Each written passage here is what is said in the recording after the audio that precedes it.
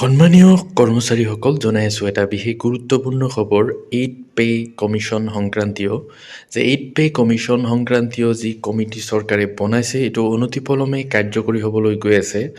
গতিকে কেন্দ্ৰীয় চৰকাৰৰ কৰ্মচাৰীসকলৰ এইট পে কমিশ্যন সংক্ৰান্তীয় এটা বিশেষ গুৰুত্বপূৰ্ণ খবৰ এইটো বাতৰিত দিম। তো আপোনালোকে শেষলৈকে ভিডিঅ'টো ভালকৈ চাই যাব।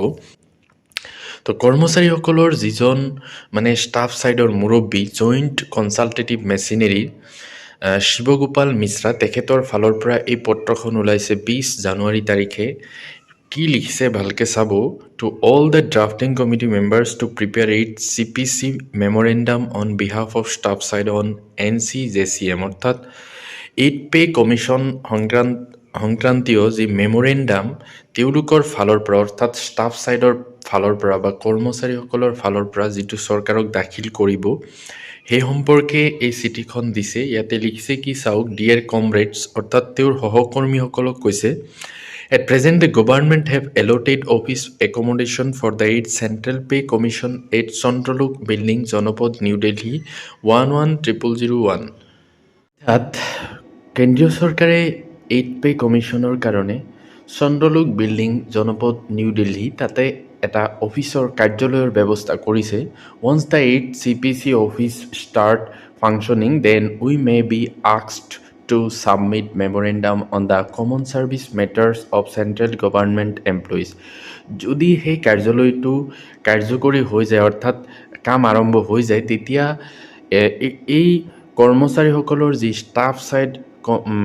ষ্টাফ ছাইডৰ যিসকল মেম্বাৰ আছে তেওঁলোকক হয়তো মাতিব যে তেওঁলোকে এখন মেমৰেণ্ডাম বা প্ৰতিবেদন দাখিল কৰিব লাগিব। Therefore, it has been decided to convene a meeting of the drafting committee at 13C Feroz Shah Road, New Delhi on the 25th of February 2026 at 10:30 AM to discuss and decide about the process and modalities of drafting the memorandum. আৰু সেই কাৰণেই এই staff ছাইডৰ ফালৰ পৰা তেওঁলোকৰ যি member আছে সকলোকে নিউ দিল্লীৰ 13C ফিৰোজ শ্বাহ ৰোডত এটা মিটিঙৰ ব্যৱস্থা কৰিছে 25 ফেব্ৰুৱাৰী তাৰিখে 10:30 বজাৰ পৰা। আৰু তাতে তেওঁলোকে এটা ড্ৰাফ্ট বনাব যে তেওঁলোকে কি কৰ্মচাৰীসকলৰ কাৰণে কি প্ৰতিবেদন দাখিল কৰিব। The drafting committee members will be requested to stay for a week at Delhi for 25th February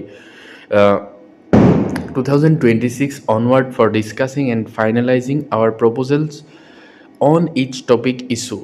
আৰু তাতে 25 ফেব্ৰুৱাৰীৰ পৰা এই ষ্টাফ ছাইডৰ যিসকল মেম্বাৰ আছে সকলোৱে এক সপ্তাহ তাতে থাকিব লাগিব।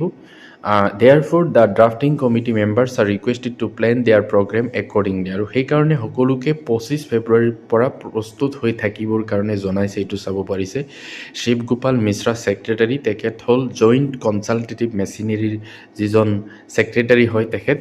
গতিকে তেওঁৰ ফালৰ পৰা এই পত্ৰখন দিছে। তো এইটো যিহেতু চেণ্ট্ৰেল গভৰ্ণমেণ্টৰ যিসকল কৰ্মচাৰী আছে, কেন্দ্ৰীয় চৰকাৰৰ কৰ্মচাৰী, তেওঁলোকৰ কাৰণে আচলতে এই কমিটিটোৱে প্ৰতিবেদন দাখিল কৰিব। আৰু এইটো আচলতে ৰাজ্য চৰকাৰৰ কৰ্মচাৰীসকলৰ কাৰণে গুৰুত্বপূৰ্ণ, কিয়নো কেন্দ্ৰীয় চৰকাৰৰ কৰ্মচাৰীসকলৰ সমাহাৰত যিহেতু ৰাজ্য চৰকাৰে অৰ্থাৎ অসম চৰকাৰে তেওঁলোকৰ কৰ্মচাৰীসকলক দৰমহা বৃদ্ধি কৰিব বুলি জনাইছে। গতিকে চেণ্ট্ৰেল এইট পে কমিশ্যনে যিটো ফিটমেণ্ট ফেক্টৰ চেণ্ট্ৰেল গভৰ্ণমেণ্টৰ কৰ্মচাৰীসকলৰ কাৰণে যিটো নিৰ্ধাৰণ কৰিব, সেইদৰেই হয়তো অসম চৰকাৰৰ কৰ্মচাৰীসকলৰ কাৰণেও ফিটমেণ্ট ফেক্টৰ নিৰ্ধাৰণ কৰিব আৰু তেনেকৈয়ে তেওঁলোকৰ দৰমহাটো বৃদ্ধি পাব। তো এইটো আছিলে এইট পে কমিশ্যন সম্পৰ্কীয় এটা গুৰুত্বপূৰ্ণ খবৰ। ভিডিঅ'টো যদি ভাল লাগে লাইক এটা কৰি দিব আৰু মোৰ চেনেলটো ছাবস্ক্ৰাইব কৰি থ'ব।